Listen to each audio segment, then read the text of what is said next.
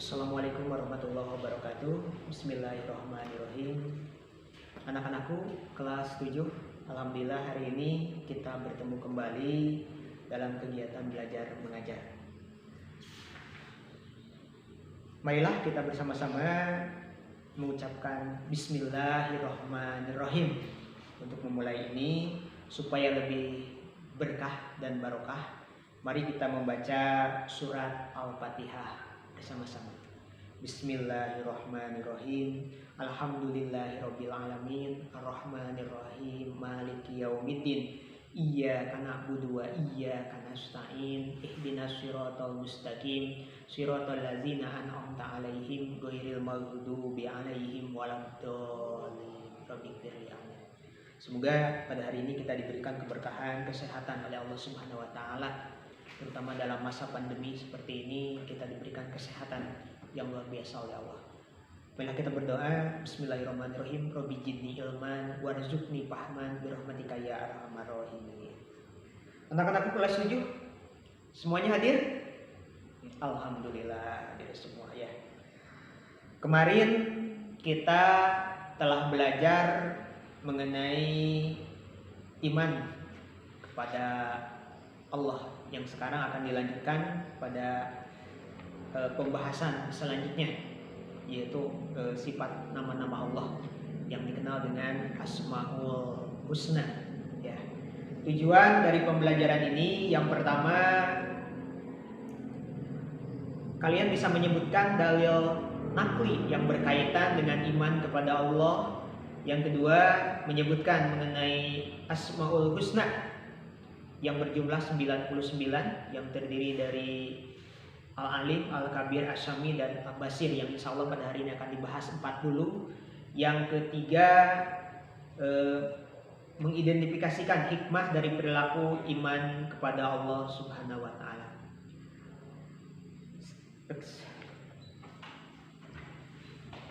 Tiga. Anak-anakku yang berbahagia, marilah kita mulai pelajaran hari ini dengan membahas materi yang tadi sudah dipaparkan. Lebih dekat kepada Allah Subhanahu wa taala yang sangat indah namanya.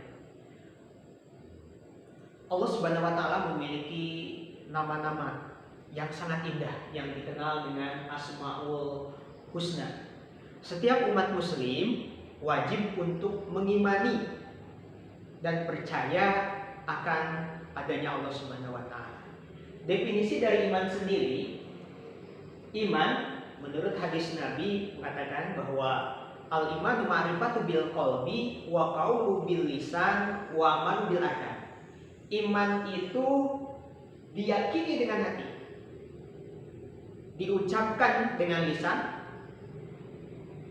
dan dipraktekkan atau dibuktikan dengan amal perbuatan. Al-imanu ma'rifatu bil qalbi wa qaulu bil lisan wa amalu bil arkan. Jadi tiga aspek itu yang menyatakan bahwa iman kita sempurna.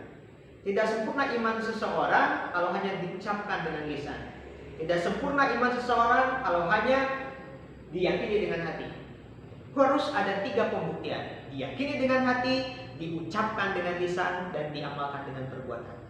Mana? Paham semuanya? Budi paham?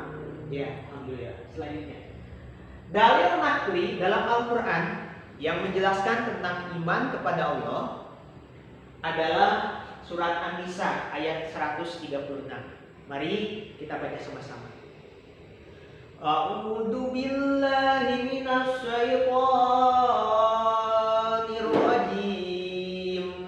Bismillahirrahmanirrahim.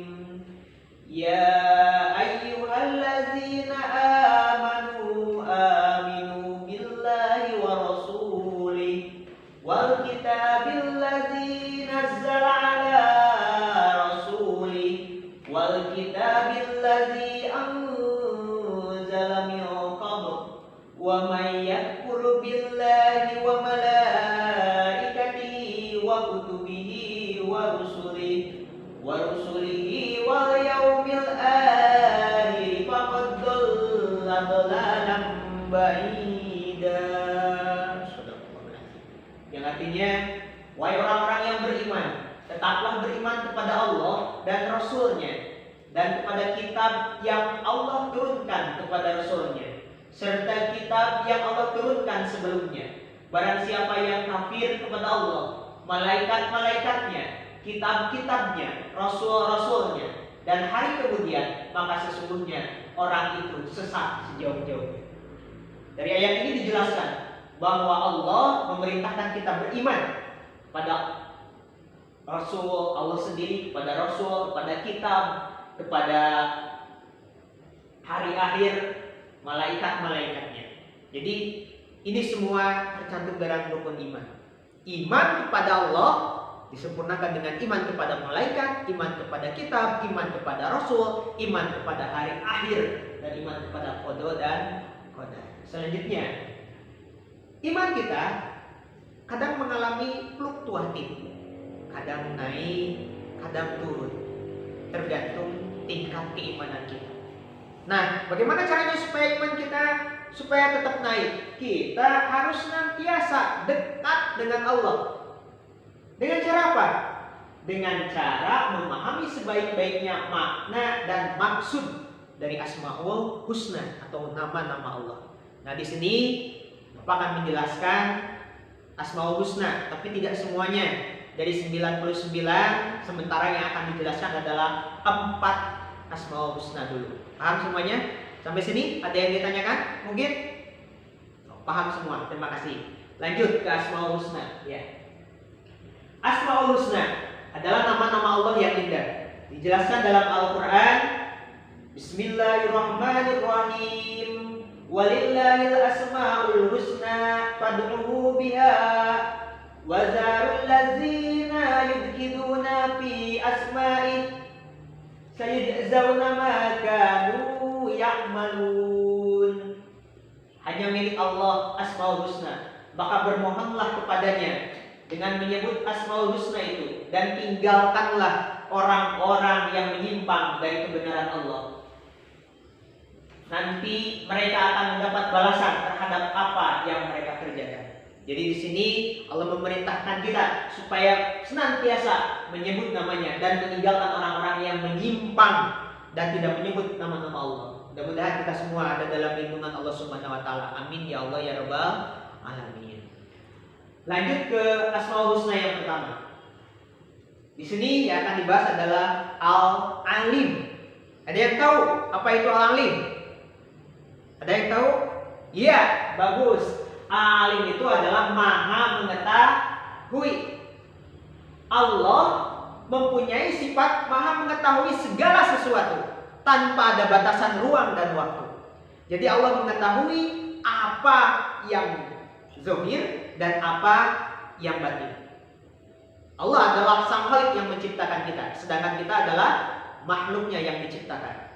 Maka Allah mengetahui apa tindak tanduk yang kita lakukan. Karena sebenarnya dunia itu adalah ladang ibadah kita untuk nanti diperhitungkan di yaumul akhir. Jadi dengan Al-Alim ini Allah mengetahui, maka kita sebagai makhluknya senantiasa berzikir kepada Allah dan yakin bahwa Allah mengetahui apa yang kita lakukan.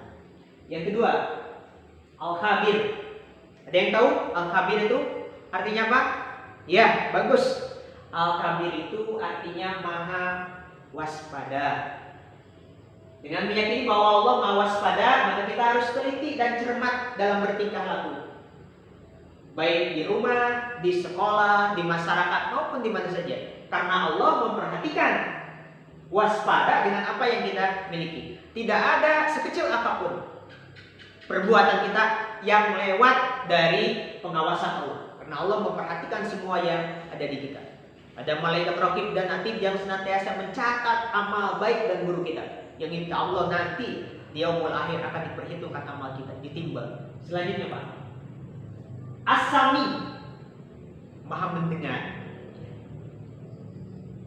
Allah senantiasa mendengar apa yang kita ucapkan, walaupun yang diucapkan oleh kita dalam hati kita. Jadi walaupun dalam hati kita ada suara hati, Allah mendengar apa yang kita ucapkan. apalagi yang diucapkan dengan lisan. Jadi untuk itu kita harus menjaga lisan kita. Ada peribahasa yang mengatakan luka oleh lidah tidak akan pernah sembuh 1 tahun 2 tahun, tapi luka oleh pedang akan sembuh 1 atau 2 minggu.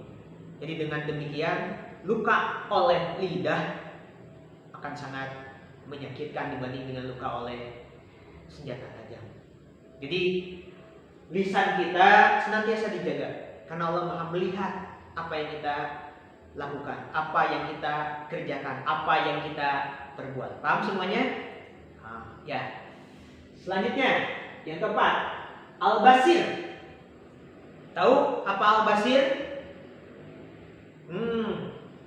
Al-Basir itu adalah Maha melihat, ya. Jadi Allah melihat apa yang kita lakukan, apa yang kita kerjakan, apa yang kita perbuat. Tidak ada batasan bagi Allah, tidak ada penghalang bagi Allah, tidak ada tirai atau apapun yang bisa menghalangi pandangan Allah dengan zatnya terhadap apa yang dilakukan oleh makhluknya. Sampai sini ada yang tanyakan, kita angkat dulu. Berarti 99 dikurangi 4, 95 lagi, ya. Nanti akan dibahas selanjutnya di bab-bab selanjutnya. Sampai sini mungkin ada yang ditanyakan? Padri, Dit? Oke, kalau tidak ada, kita lanjut ke tugas selanjutnya.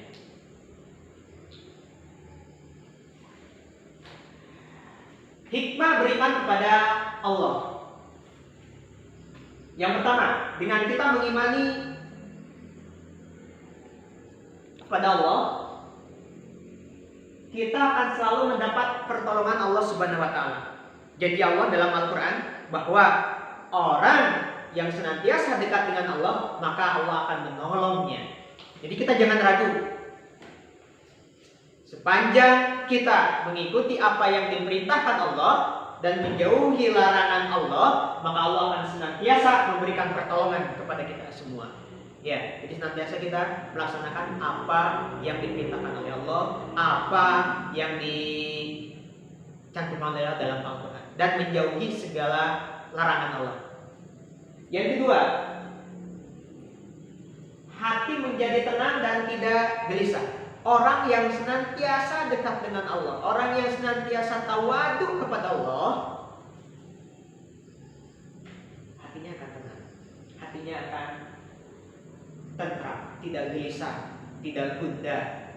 Ya, orang yang hatinya tawadu kepada Allah, pasrahkan semuanya kepada Allah, maka dia akan tenang, tidak akan gelisah.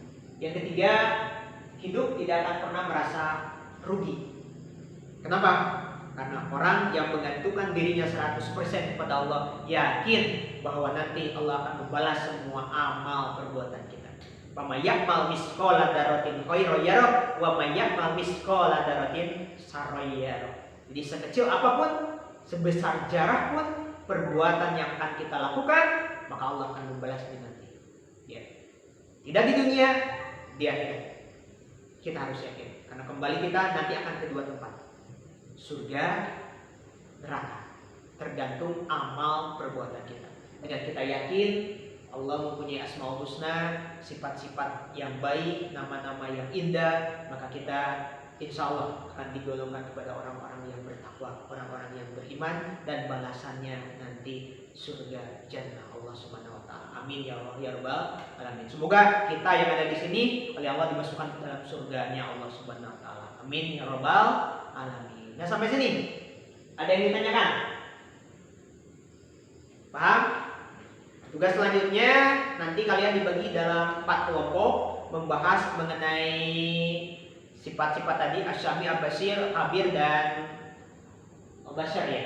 Jadi nanti kalian dibagi dalam 4 kelompok, kemudian mengerjakan tugas yang dibuat oleh Bapak. Yang pertama adalah menulis ayat tadi yang dalam Al-Quran. Yang pertama yang menjelaskan tentang iman kepada Allah. Silakan ditulis lagi, nanti tulis ulang. Ya. Yang kedua, mencari dan tulis ayat Al-Quran yang menjelaskan tentang Asmaul Husna. Tadi sudah dibahas, silakan ditulis lagi. Ya.